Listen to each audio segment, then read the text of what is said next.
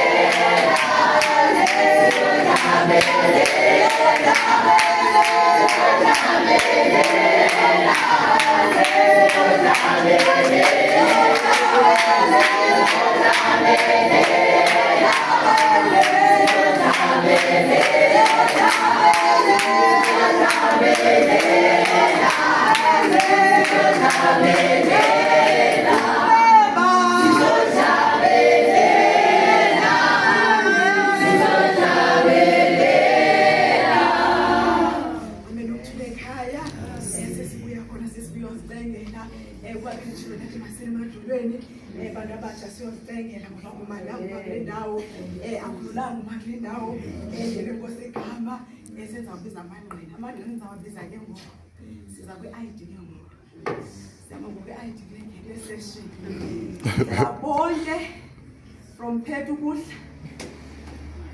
stage is 30 years, ngaphandle kwe-Sunday school. 30 years buhla, abantu abatsha.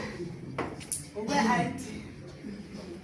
Stage ubuhla, uTedi into yena noko sisamsizela, sacela kakhulu ubuhla, sisenza apha ubuhlethi aphansi. Sisaza apha ngoku kwaba bandiwe. Kwaba base-fresh. Sizafuna bona ngoku abadalana noko sisabaxelela kwalo mzuzu cela owokuqala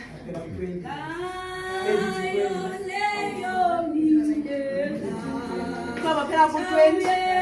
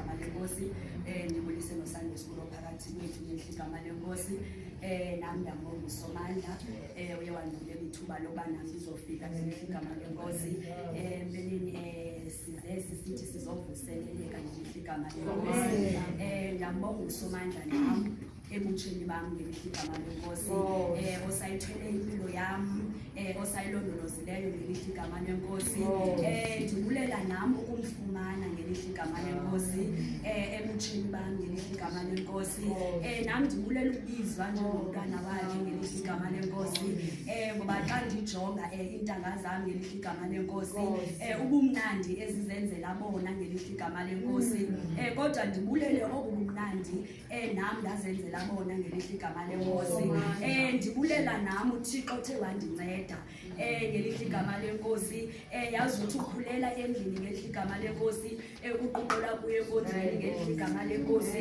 kodwa ingafiki lento ngeligama lenkosi uqonde endiya nje ukwanelisa ngeligama lenkosi uzali ngeligama lenkosi kodwa inhliziyo ibifuna apha kukho ichomi ngeligama lenkosi nami ndambonga uSomandla nami ndazikhethelayo ngeligama lenkosi ndaye kuphelela ukuthi ndiza ngenqaka mama ngeligama lenkosi nami yafika kweyami impilo ngeligama lenkosi ndamva uSomandla empilweni yami ngeligama lenkosi ngoku ndithi andisayibona enye indawo yolonwabo ngeligama lenkosi ngaphandle kokuze endlini yakhe ngeligama lenkosi andisabona ukuthi ndijika istatement ngeligama lenkosi ndijikele into endayivumayo ngeligama lenkosi nami ndibonga ukohlukaniswa ngeligama lenkosi yazi xa ungumntontsha ngeligama lenkosi zibakhona izinto ohlukaniswa kuzo ngeligama lenkosi nami ndibonga uSomandla wayincedayo impilo yami ngeligama lenkosi wangihlukanisa ngeligama lenkosi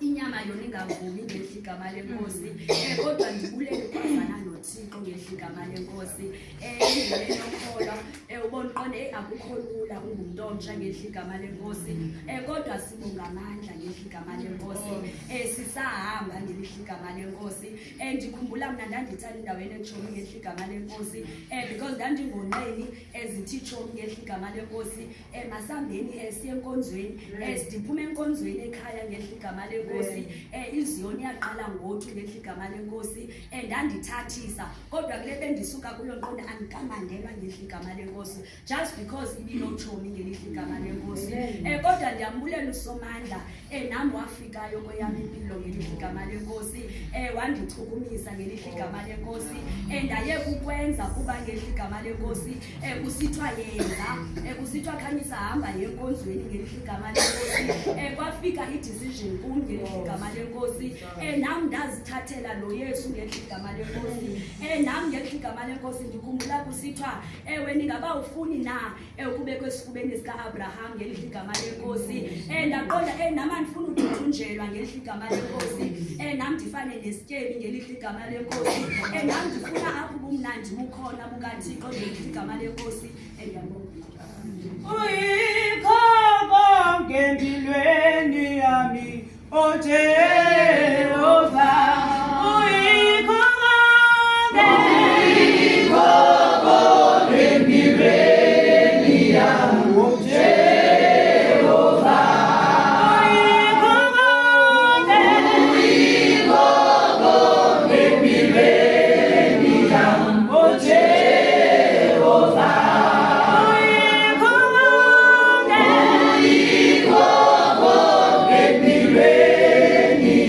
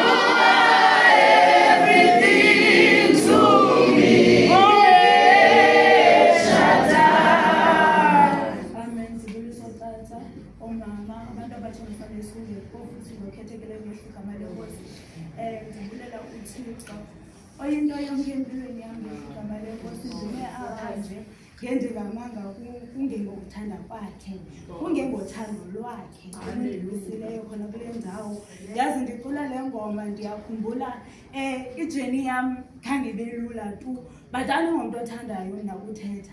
Like ndiyathanda uthetha nje xa kuthethwa casually, but andingomntu othanda uthetha when it comes to izinto ezi-emotional, izinto zikaThixo. But ndiyamcela uThixo ukuthi andomeleze nalabo, because ubungqina bunintsi ngaphakathi and banintsi abantu mhlawumbi abadinga ukuva ubungqina bam, but mna ndihleli nabo phantsi. So sisitep sam sokuqala esi uba makayazi uThixo ukuthi yinto yonke kum, and nam mandimbonise ukuthi uyikho konke empilweni yam, ngoba mna undithathe endaweni mna engayaziyo ukuthi bendizophumela njani. Bangcwele zikhona kwindawo yaseGqeberha bendikhe ndahamba e-Eastern Cape emsebenzini kubuhlungu ngendlela emangalisayo. Ayonto endithandayo uthetha ngayo le, ngoba andithandi ubuyela umva.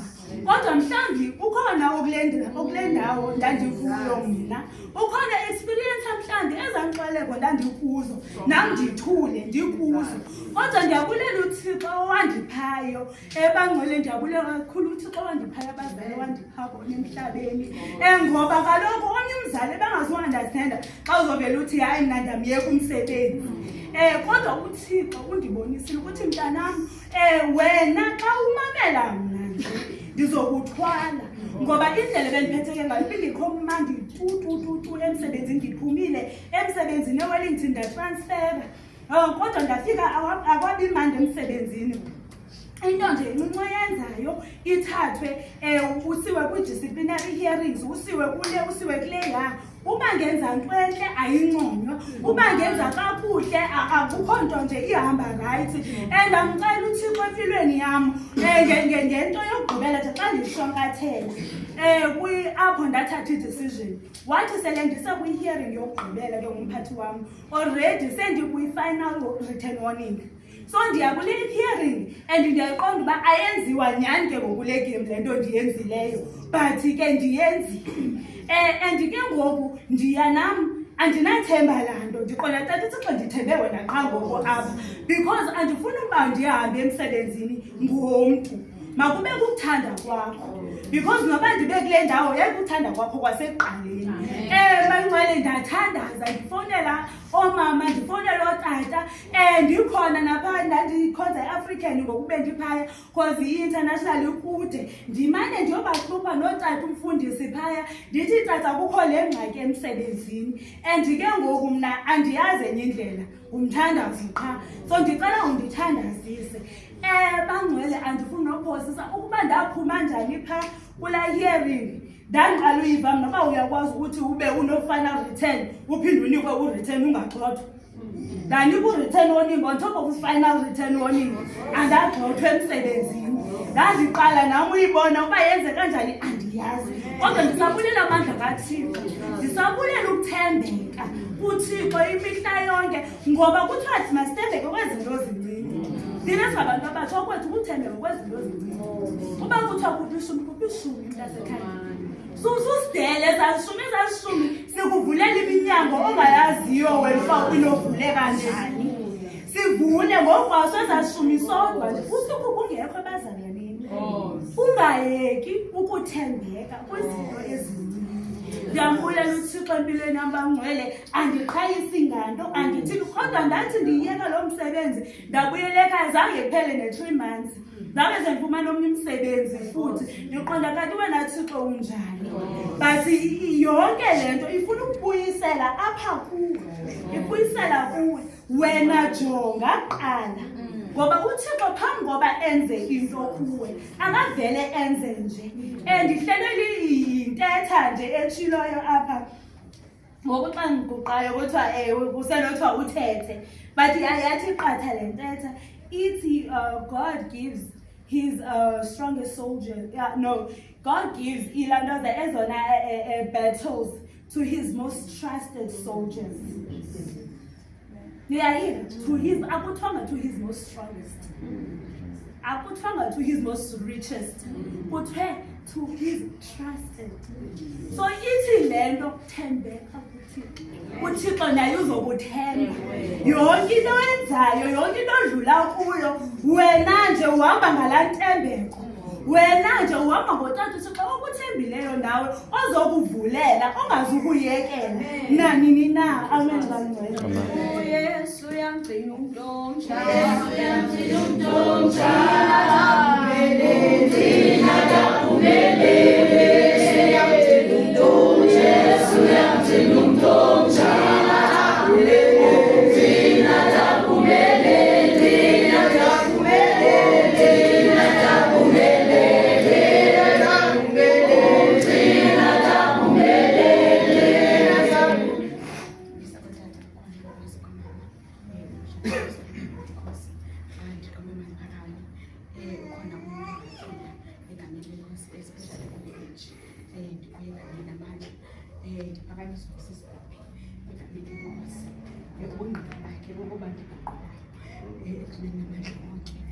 Uyapha umuntu ekhona ekwezweni egameni lenkosi, uyapha umuntu nyama ngonyaka ka-2024 namhlanje ndikhona phakathi enkonzweni khona okungqina kukasisipopi nami bandivusa bandivuselela egameni lenkosi. Ndina-23 years of age egameni lenkosi uJesu.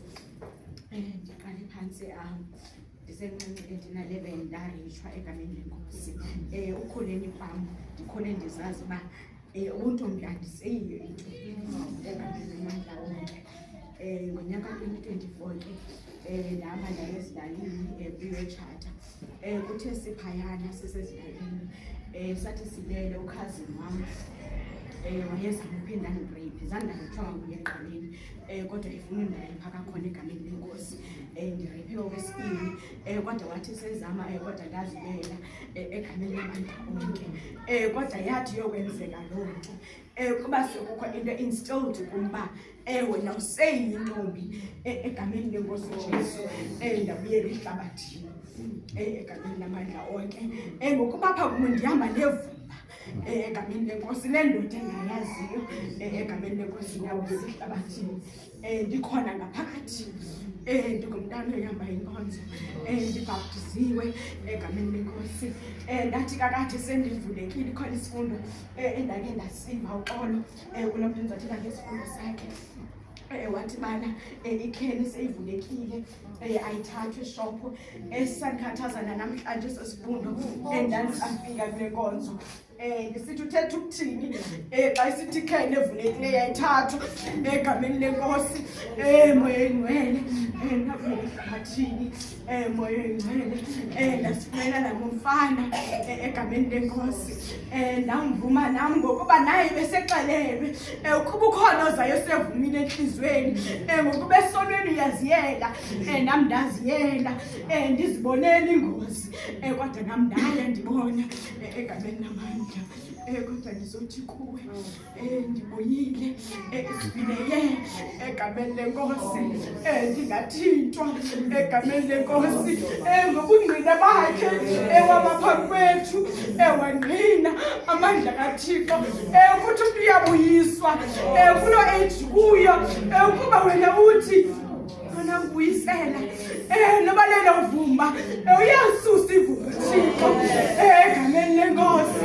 Liyasusa ivumba egameni lamandla.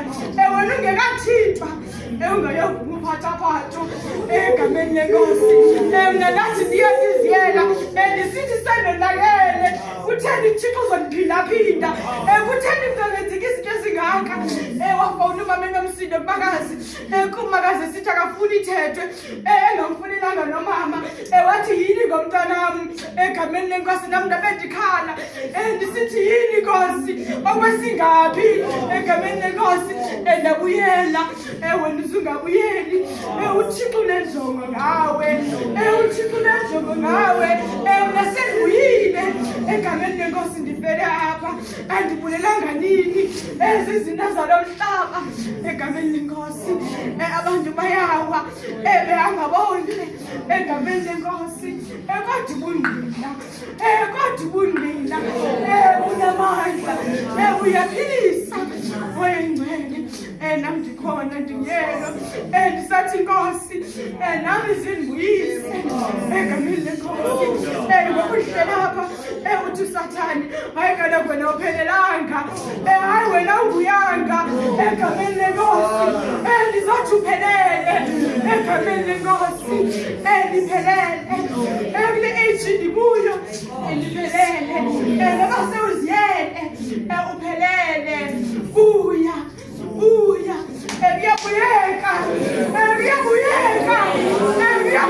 esonweni uyali uthenjwe thina emakhayeni ethu uthathandaza mine uqamba nitye isono egameni lenkosi yabuyeka uthenjwe wena bakhutsha wena wedwa ngoba uthenjiwe egameni lenkosi ezihamba noThixo koxolo ezihamba noThixo oxolelayo uThixo wethu yaxolela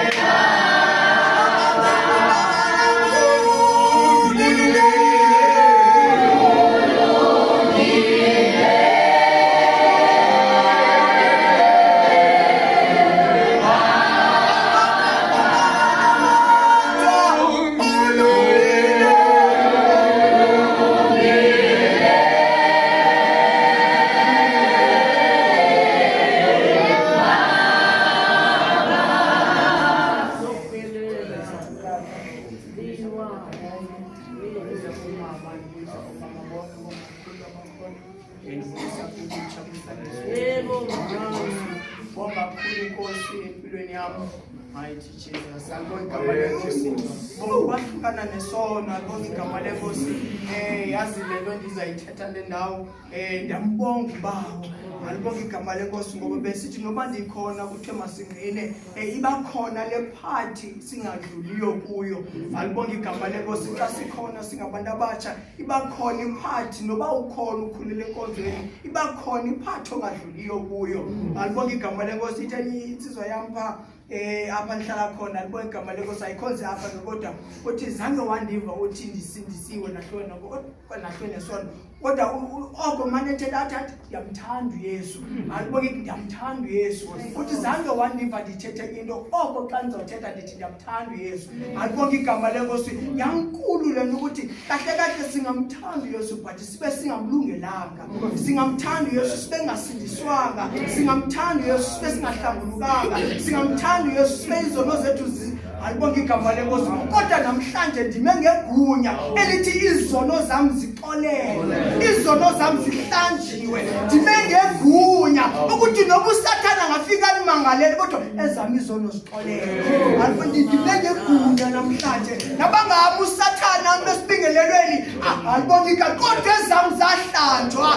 Alibonga igama lenkosi sizomisa amandla kaThixo namhlanje siyahlanjwa izono. Ithi silobosu kwenye indawo izani sibonisane ngoba kuyabonakala ukuthi bezike zakhona zikhona kahle kahle kodwa uYesu ufuna sibonisane. Nami ndaza nami ngelimilanga athi Nkosi sizobonisana nami. Alibonga igama lenkosi nami ngiyavuma bonisana neyami impilo ngoba ziyabonakala babe zibomvu. Alibonga beyabonakala babe zibomvu ingathi ziyakuthi uthatha ugumbuke yimini uthi esogweni ubumnyama papa ngathi kuyabambeka.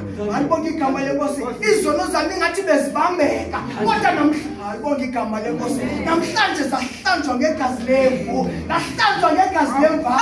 Alibonga igama namhlanje ngithile uYesu inkosi uyayigcina insizwa uyayigcina intombi uyamgcina umama uyamgcina utata. Alibonga amandla enkosi namhlanje umntwana lwegama lenkosi incinci ndimngaka kodwa ndiyifuna iphile inkosi.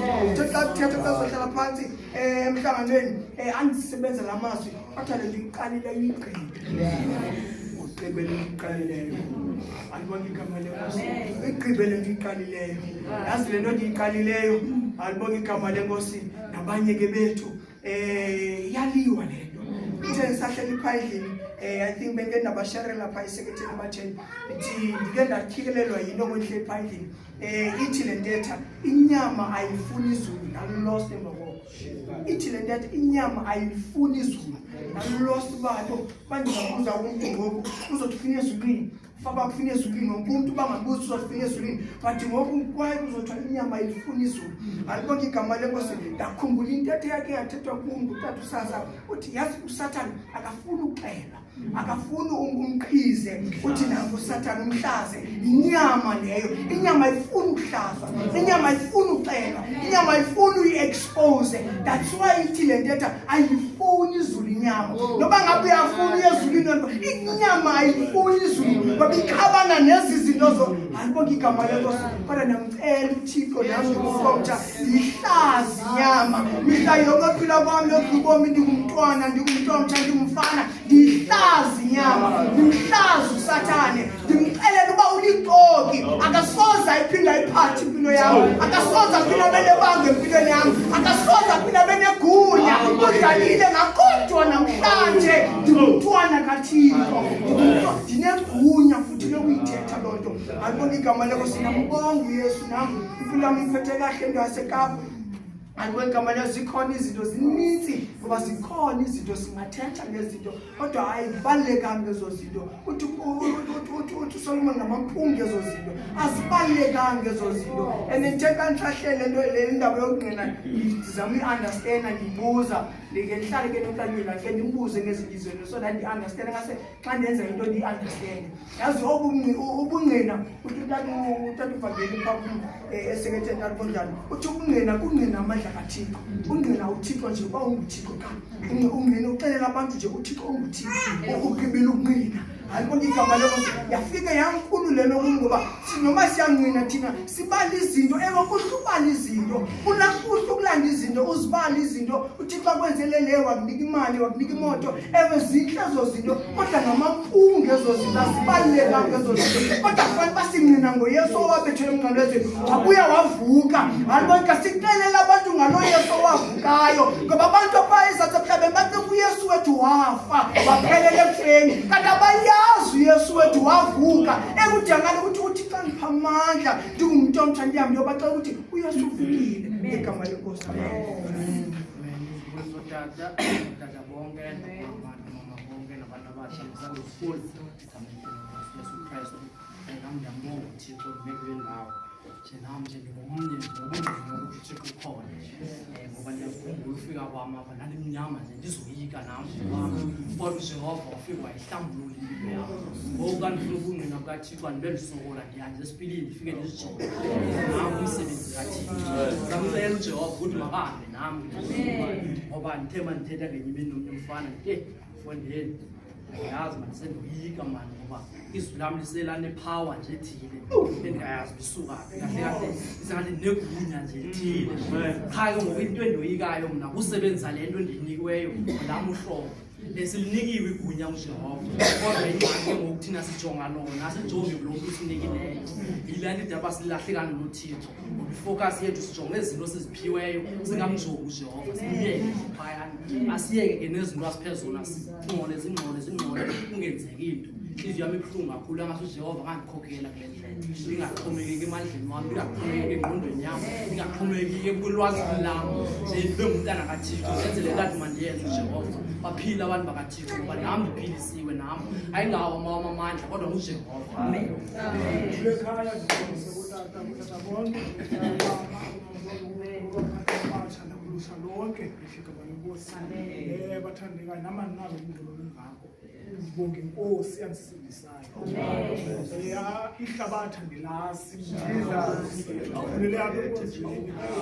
ngiyambonga uKristu ekhaya bathandekayo abasindiswanga bayazi yafika ngami insindiso sazi apha enkonzweni sesibathathu inkosi ndikhumbula sixelela sithi asiyalahla izolo namhlanje enye nenye siyayilahla ngegama le kodwa sahamba endleleni sanqwela sonke but ndikhumbula ngenye imini ndaziyela mna ngokwami ethwaleni ngathi inkosi ncedana ndiyazilahla izolo ndithethile nabo ewe bekurayithi kodwa ndithetha mna ndodwa ngoku ndiyakushiya ukona sebathandekayo sindisiwe andinalo elinye ibhongo andinayo enye into uKristu wandinceda ekhaya abakholwa namhlanje kumingane ekhaya begama lenkosi xa ndingekhoyo izinto azenzeki ngenxa kaKristu igama lenkosi xa ndingekhoyo bangcwele izinto ziyama igama lenkosi nanxa kuzawulala funeka ndimemeze ndithi uqwe uthandazo igama lenkosi ndiyambonga abathandekayo wayiqoqa yami impilo wandiqoqa yona nto ukhulela apha ndikhumbula nyuma ndifike emakhaya bathi uncunywa umama kuthiwa hayi zange sabona umama nje okwazi ukukhulisa umfana ade aphila akatshaya akathina akaseli nguye nje kweli hlobo ndithe entliziyweni yam kwangena isimanga kwangena ivangeli kwangena uKristu igama lenkosi wandiqoqa. I am the way and the truth and the life. I am the way.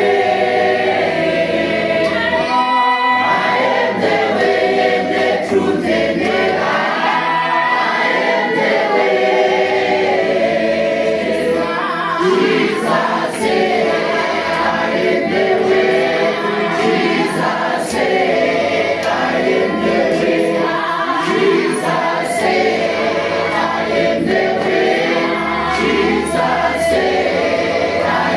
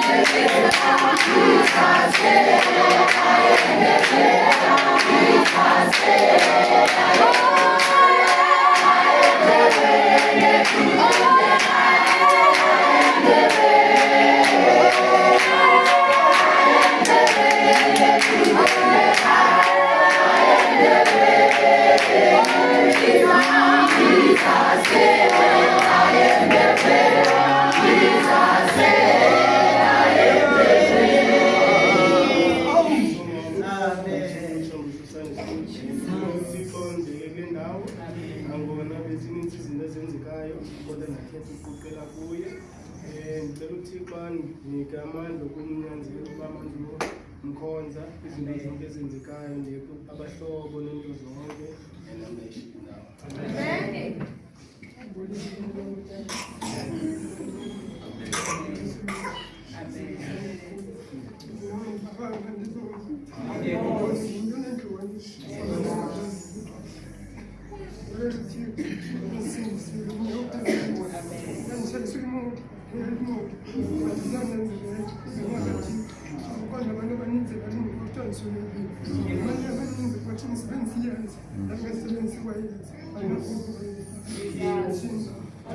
Enhlizweni wenu hleli naba, enhlizweni wenu hleli naba, enhlizweni wenu hleli naba, ndiyabuza wenu hleli naba, enhlizweni wenu hleli naba, enhlizweni wenu hleli naba.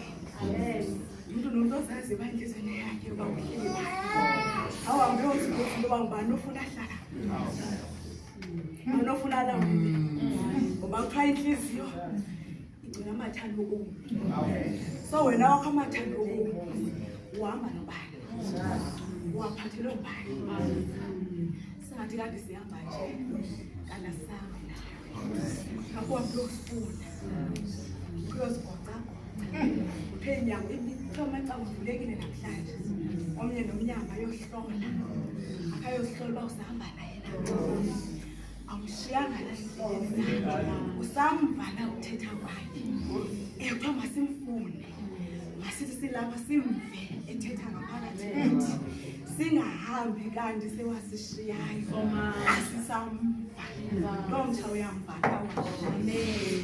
ingabe usamva na uthetha kwakhe na mina umbuzo Hallelujah. Malohlela apha enhlizweni yakho. Malohlela ngaphakathi. Khaka kuhambe uyokhupha lo. Khona lo wafuna ukukhupha. Khona la nto leya. Seza akuhambe uyokhupha. Uyolahla. Khoma silahle namhlanje. Enzela basoma sikhaphukhaphu. Kuba ulahla sawahamba usive endleleni, sawahamba ungamfu endleleni, wahamba endleleni, kanti usasinda. Sawucela ixesha lesifundo ngoku, sasiphathelwa ngabahluma ngeNkosi igama. Ahluma, sasiphathele isifundo ngeNkosi igama. Jesus on the land line, tell him what you want to say. Jesus on the land line, tell him what you want. Jesus on the land line, tell him what you want. Jesus on the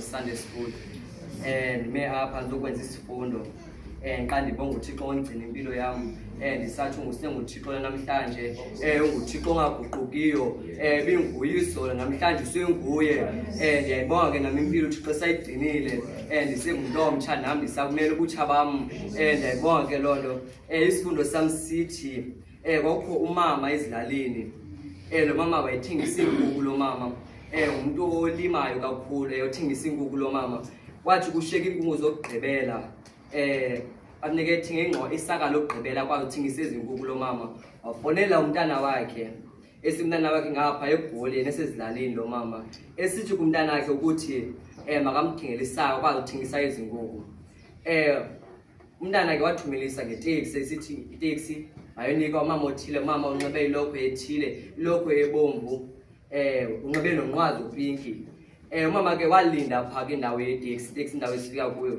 utshe lindeni kwakhe lo mama walinda abona iteksi asifiki wahamba lo mama akalindi iteksi ide ifike kuye egambeni kwakhe lo mama wafika umama onxibe njengaye utshe xa kufika lo mama onxibe njengaye yamnika ke iteksi kuba kuthiwa makanike umama onxibe into ethile isifundo sam sithi ukuthi kuhlaleni kwethu eceleni kwethu izinto uThixo utata uThixo iyazilungisa eceleni kwakho uThixo uyazilungisa izinto xa ulinde ixesha elirayithi uba akunike izinto ozicelileyo kodwa wena egambeni kwakho kuthe kwafika uThixo uyamnika izinto ngoba kalindiwe wena nokulinda utata uThixo ukuthi akunike izinto zakho ngoba kuhambeni kwakho uye kwenye inkonzo ethile uyamnika lo nto othile uyothi xa kulaa nkonzo uphinde ucele napha uphinde uhambe kuloo nkonzo uyocela kwindawo ethi uThixo yena uyazinika izinto zakhe uthi wena funeka uhlale unyamezele zawukwenzeka izinto zawufika izinto kodwa wena hlala endlini enkosi zonke izicelo ozicelayo hlala zizawufika.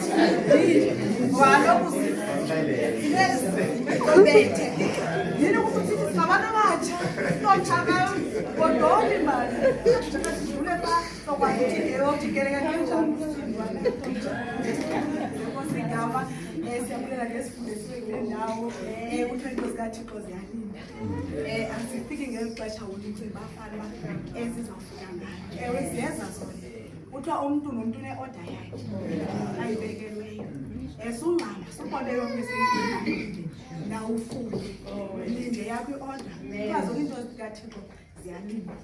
Masihlaleni kulindile. Izawufika noba ifike nini. Kukho ingoma endiyithandayo ethi uYehova namacebo kule ndawo umntu nomntu uThixo unecebo elihle ngayo. So masihlale kwelo cebo ukuthi uThixo unecebo unento entle ngayo. Akanodisusa yazo ndikapha. Kanti akho nto entle ayibonayo. Kanti akho nto entle ayifunayo. Ekho masilinde, masihlale nekulindeni. Masihlale nethembeni. Sihlale nekulindeni. Yena ngexesha elifanelekileyo uzakunika i-order le nto uyifunayo.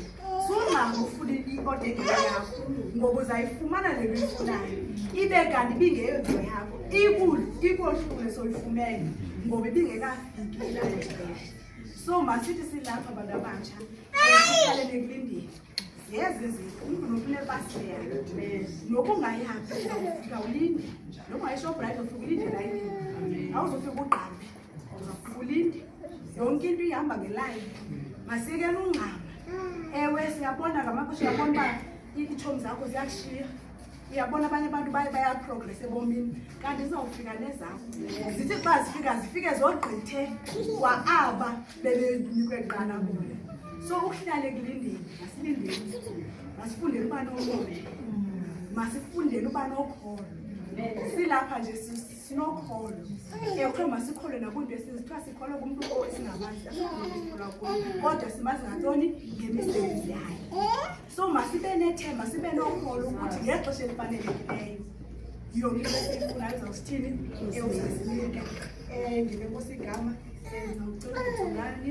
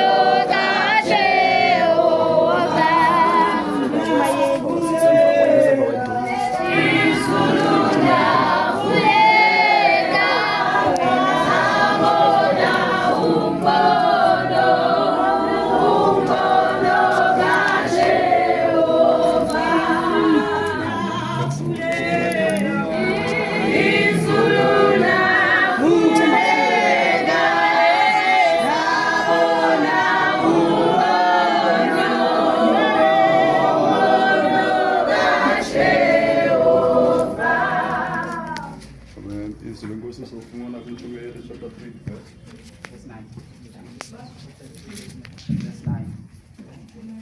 Izwi lethu sofumana kuNtshumayelo chapter 3 verse 9. Kuleya kanje.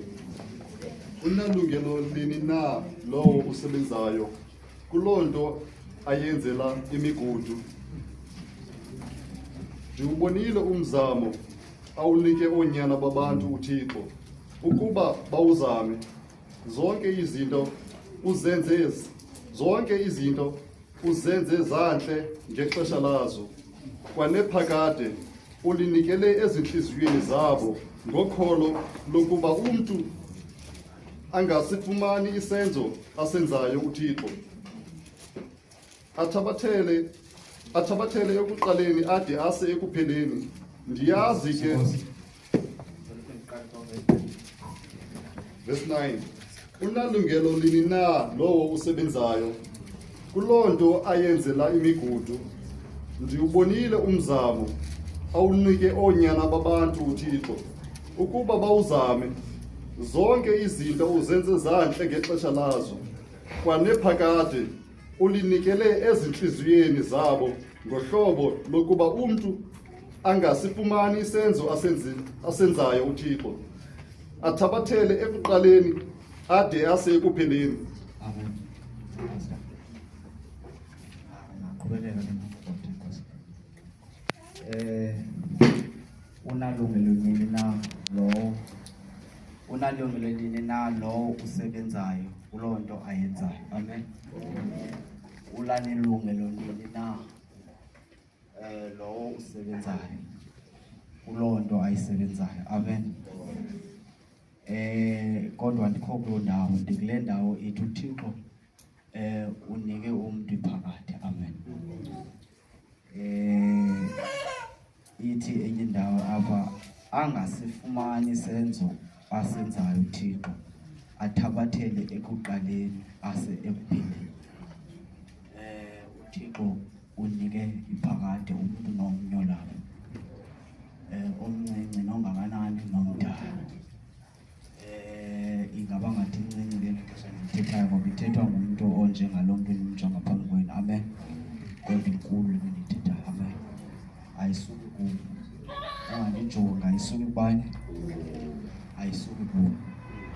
Bendipha Eastern Cape, ndiba ivesi endayityilayo le. Amen. uThixo unike iphakade apha kulo, okanye ufihle iphakade apha kulo, okanye ubeke iphakade apha kulo. Le nto uyibonayo ngophambi kwam, le uyijongileyo ngoku, linempandla nentsebe engathi silva okanye igrey. Yinto nje embathisele nto uThixo ayifihlileyo apha ngaphakathi. Ndichukunyiswa yinto eyenzekayo apha. Amen. Ndibule uThixo ezingqina phakathi kwethu. Amen. Ndithi ke kuwe wena umncinci omtsha, ndizawunikezela uTata uSasa athandazele phezu kwelizwe eli. Wena umntu omtsha, uThixo ukunike iphakade, likhangele. Sunqandwa nayenye into, sunqandwa nayenye into.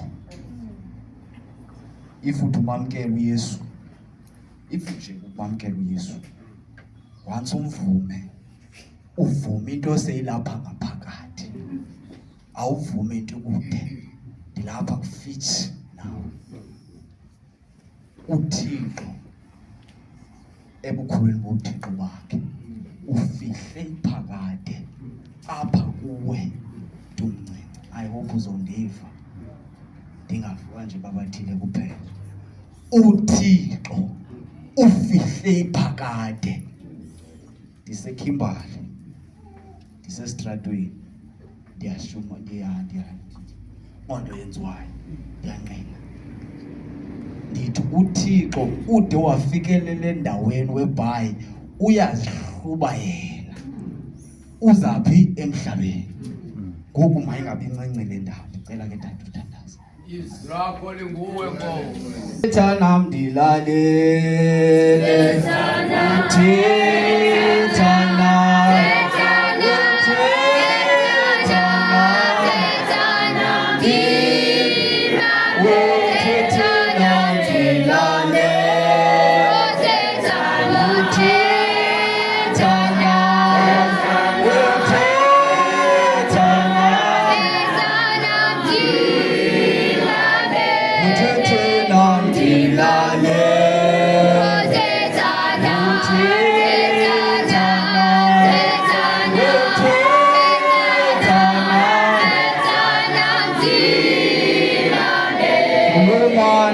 Jilale,